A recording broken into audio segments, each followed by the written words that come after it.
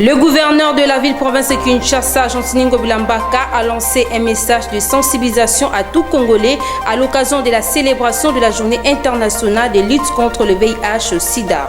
Autre titre, les députés nationaux ont prorogé pour la 13e fois l'état des sièges dans les provinces de l'Ituri et du Nord Kivu. Enfin, le directeur général de la SNEL, qui est en séjour à Kisangani, dit que les travaux de réhabilitation de la centrale hydroélectrique sont déjà exécutés à 95%. Votre préoccupation, c'est notre devoir, mesdames, messieurs. Bienvenue dans cette nouvelle édition du journal à l'occasion de la célébration de la journée internationale de lutte contre le VIH-Sida. C'est mercredi 1er décembre 2021. Le gouverneur de la ville-province de Kinshasa a sensibilisé la population quinoise à travers un message. Pour cette fin, je vous invite à suivre Jantiningo Bilambaka dans ses propos recueils. Chers quinoises et quinois, aujourd'hui, je vais vous parler du VIH-Sida.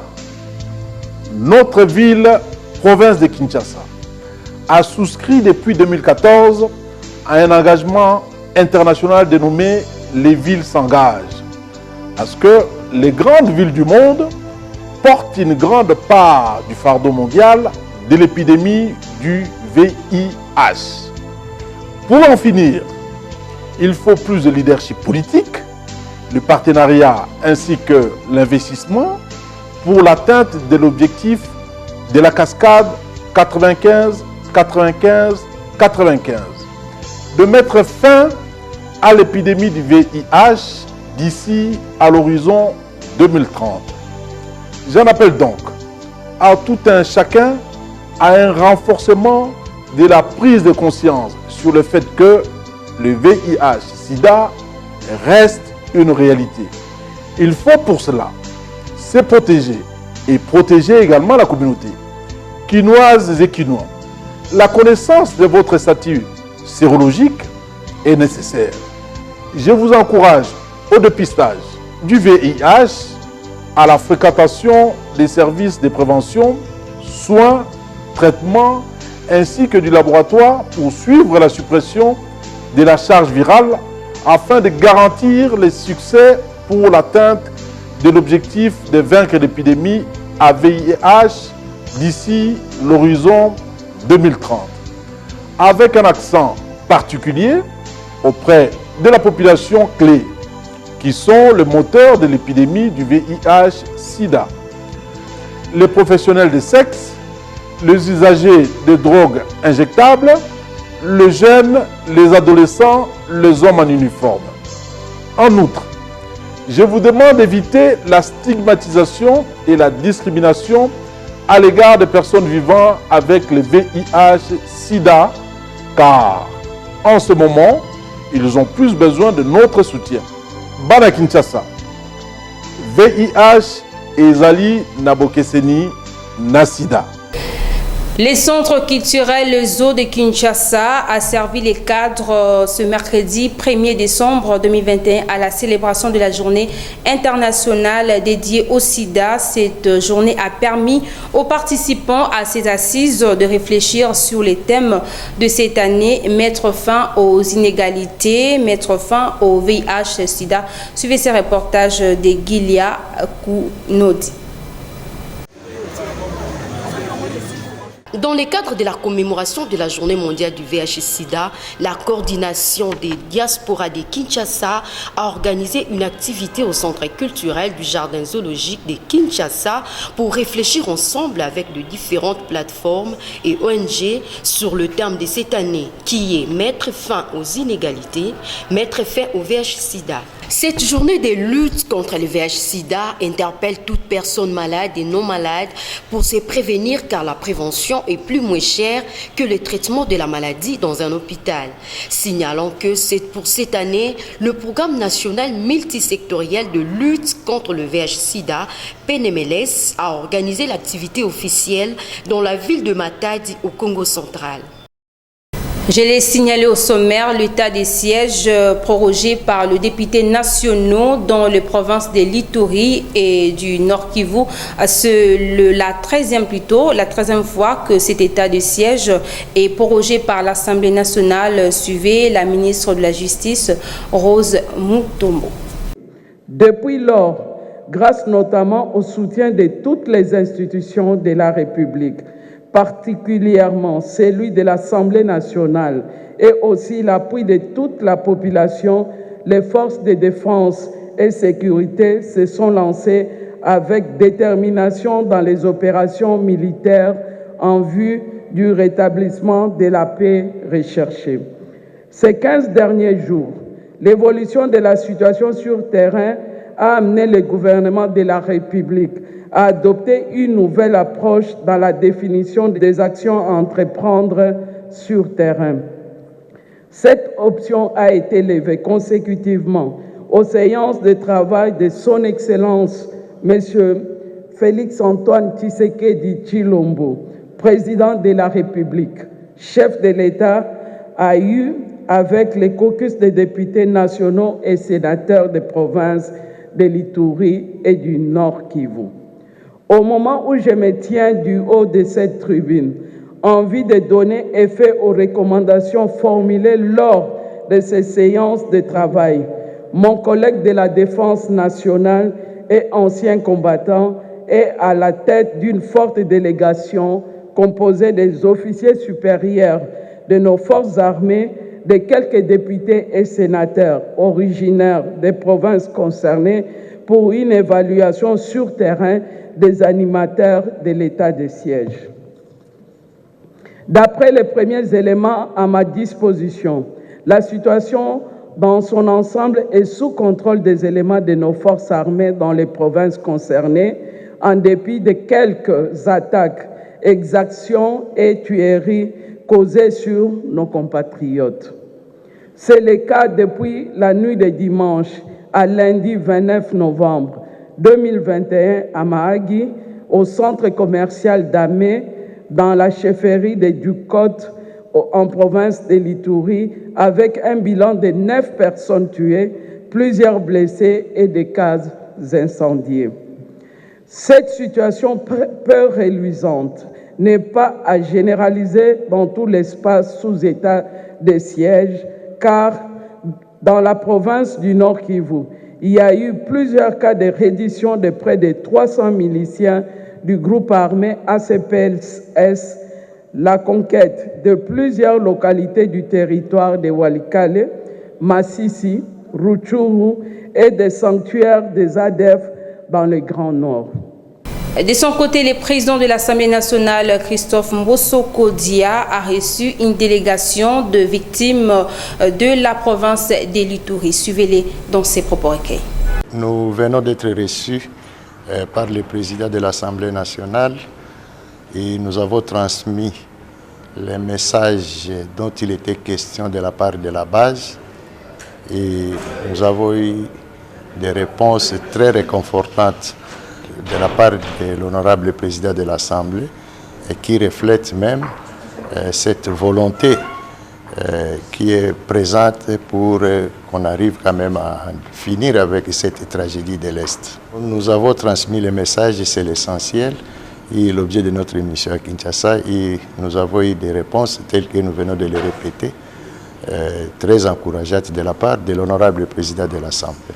Nous demandons encore de ne pas perdre espoir. Je crois que la volonté d'en finir avec cette misère qui leur a été imposée gratuitement est là.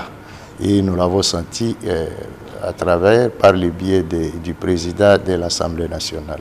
Le ministre des ITPR, Alexis Gisaro, a été auditionné par le député national, membre de la commission Ati Pétentique de l'Assemblée nationale le mardi 30 novembre 2021. Suivez-les dans ses propos recueillis.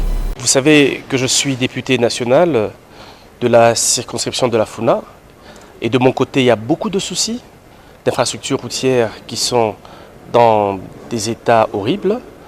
Je pense déjà à l'avenue Victoire, l'avenue Kimwenza, Gambela, Donc il y a autant de soucis dans ma circonscription et je suis venu en parler bien sûr au ministre des Infrastructures, mais aussi lui parler de la problématique sur les érosions. Vous savez qu'à Kinshasa, dans toutes les circonscriptions, c'est-à-dire même à Lukunga, il y a des problèmes d'érosion, à Moamba, à Tchangu, à Funa. Et donc il fallait qu'il nous dise quelles sont les stratégies qu'il mettra en place pour bien sûr sauver toutes ces populations qui sont contraintes de pleurer tous les jours. Vous savez que l'Assemblée nationale est en train d'examiner le budget et tous les ministères et services qui dépendent de l'information devaient normalement passer ici pour que nous puissions examiner ensemble ce qu'a été les allocations dans le budget 2022. C'est l'exercice que nous venons de faire.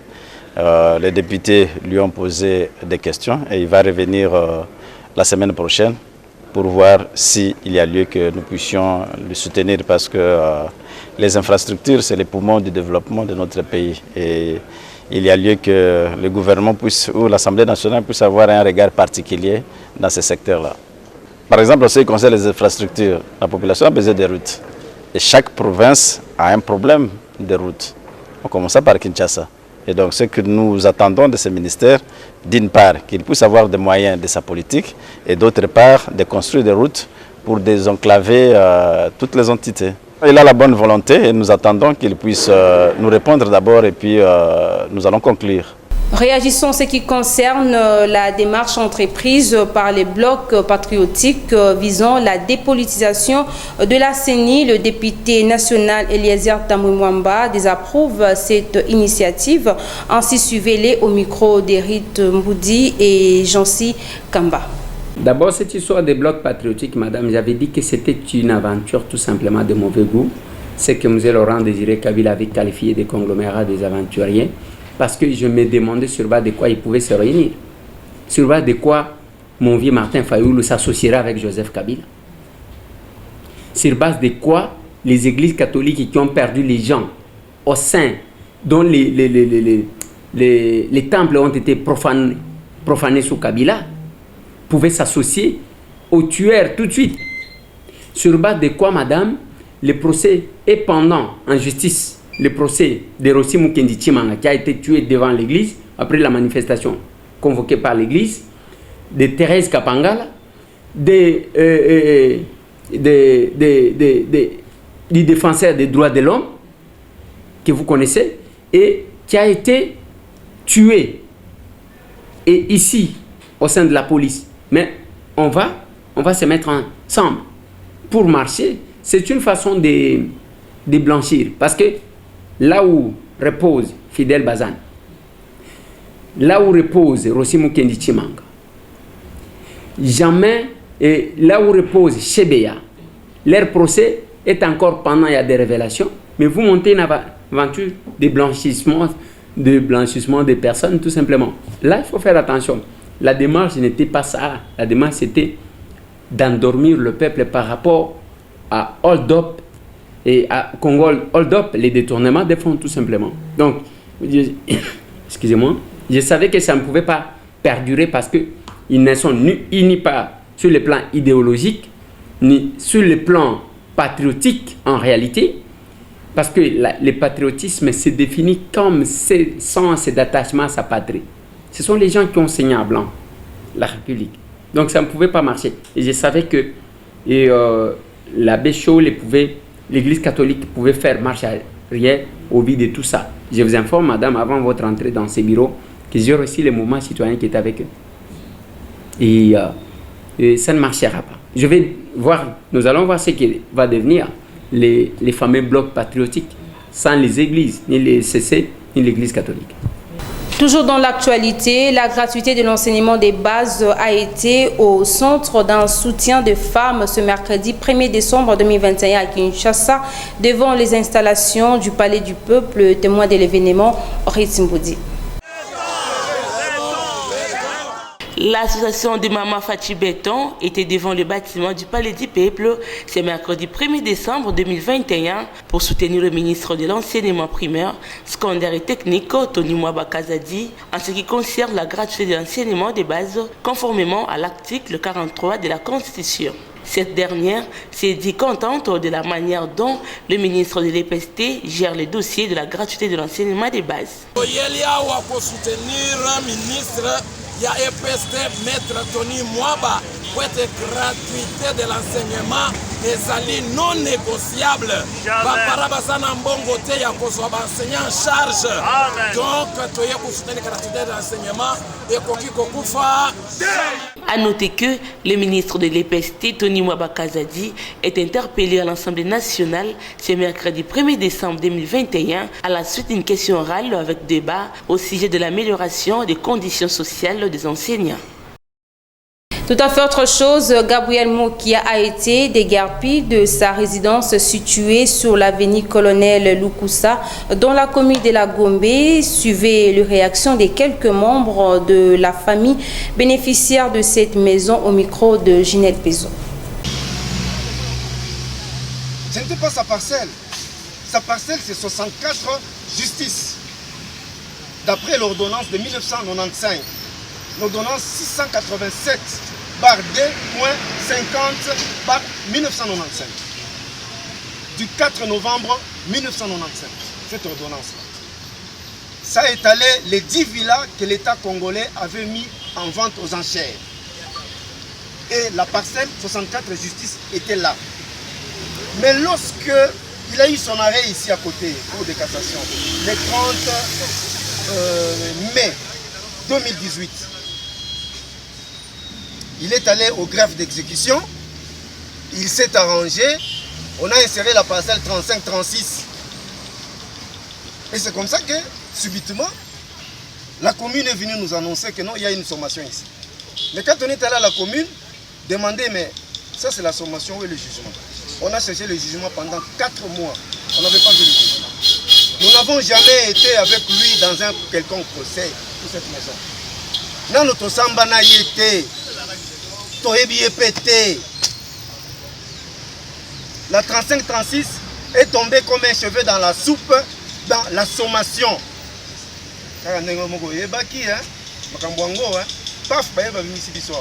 En vérifiant, on a trouvé que non, sa parcelle c'est 64 justice. Pas 64 Lukusa.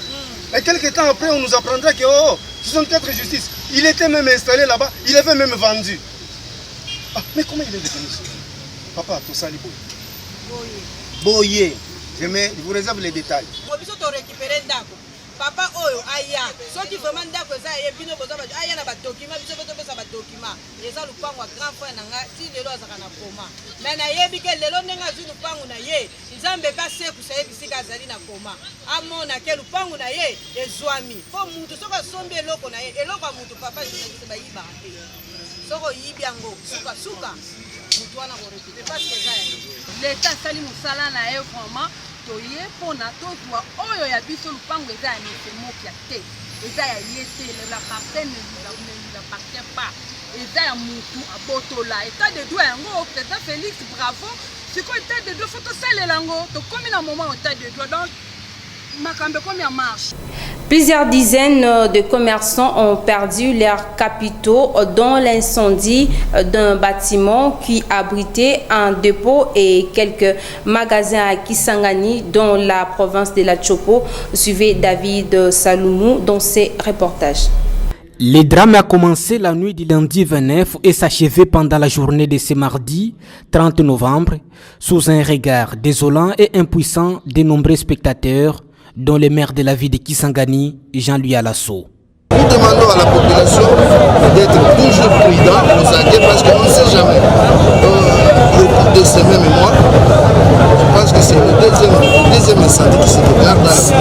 Nous ne savons pas faire autrement, mais nous devons seulement être vigilants, veiller à ce que ceci nous. Cet immeuble est connu sous le nom de Kassafis est situé sur l'avenue du marché en face du bâtiment de Congo Fitir dans la commune de la Makiso. C'est une maison de plusieurs appartements commerciaux dont les boutiques et un dépôt selon une source. Plusieurs commerçants ont perdu leurs marchandises réduites en cendres. Face à l'absence du véhicule anti-incendie à Kisangani, les victimes n'avaient trouvé aucun moyen pour éteindre l'effet dévastateur. Elles n'avaient que leurs yeux pour pleurer. Les habitants de Kisangani appelés à la patience, le courant sera rétabli dans cette ville avant le 25 de ce mois. L'appel est du directeur général de la SNEL qui est en séjour à Kisangani. Jean Bosco dit que les travaux de réhabilitation de la centrale hydroélectrique sont déjà exécutés à 95%. Suivez. Le retour du courant électrique à Kisangani n'a plus une date précise, mais les ampoules des abonnés de la Société nationale d'électricité seront rallumées avant le 25 décembre prochain. Ces estimations étaient faites par le directeur général de la SNEL au cours d'un point de presse qu'il a animé dimanche 28 novembre au Palm Beach. Jean Bosco Kayombo a indiqué que les travaux de réhabilitation du groupe numéro 3 sont déjà exécutés à 95%. Sa société attend les pièces fabriquées et certifiées en Afrique du Sud. Ce lundi, la licence, la certification, l'attestation de bonne exécution pour pouvoir récupérer les pièces. Et c'est ça qui a fait aussi que, malgré qu'on a monté les pièces qui sont rentrées de l'ICACI, maintenant on attend ces pièces, ces joints charbon, pour remonter la machine et la démarrer. Je peux dire que la machine est montée à 95%, donc les 5% qui restent, c'est dès que les joints charbon arrivent, on les monte, on commence à procéder aux essais et remettre la machine. Les essais se feront aussi suivant une méthode bien connue de nous, donc nous allons faire un peu de rodage, des essais, de mise en service 2 ou 3 jours avant de lancer. Même si ce groupe sera mis en service, les calvaires que le délestage inflige au Boyomé semblent être loin d'en finir. Le numéro 1 de la SNEL en RDC a déclaré que sa société et le gouvernement congolais sont mobilisés pour chercher le financement afin non seulement de construire une nouvelle centrale à Kisangani, mais aussi améliorer la qualité de la centrale de la Chopo devenue vieille. Cependant, pour construire ces nouvelles centrales, il faut que Kisangani ait des sociétés qui garantissent les paiements des factures afin de rembourser les fonds de construction. S'agissant de l'incident survenu lors du meeting de la première dame, où les Boyomés se sont opposés à la prise de parole du DG de la SNEL, Jean Bosco a dit, je le cite, « Je me suis mal senti au fond de mon cœur. Je voulais prendre la parole afin de présenter les esquisses de la SNEL au Boyomé pour ce qui est arrivé. » Fin de citation. Pour clore cette édition du journal, dans la commune de Lingwala, la police nationale congolaise a mis la main le mardi 30 novembre 2021 sur un groupe de Kuluna qui menace la quiétude de la population dans cette partie de Kinshasa. Témoins de l'événement, Christian Lissoukou et Jean Sikamba. La police nationale congolaise continue à traquer les inciviques communément appelés Kuluna qui dérangent la quiétude de la population jour et nuit dans tous les coins de Kinshasa. Ici, nous sommes dans la commune de Lingwala. L'on aperçoit les éléments du CIAT de cette municipalité mettre la main sur un groupe de Kuluna qui fait régner l'insécurité dans ces coins de la capitale.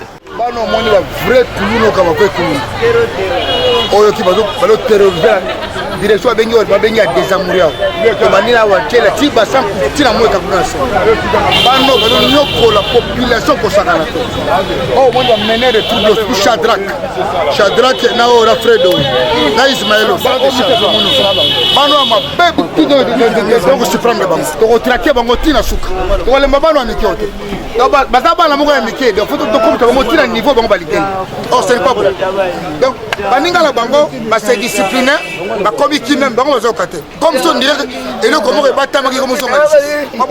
selon les autorités policières, ces Kuluna vont rejoindre l'équipe de la 8e vague de Kanyamaka CC.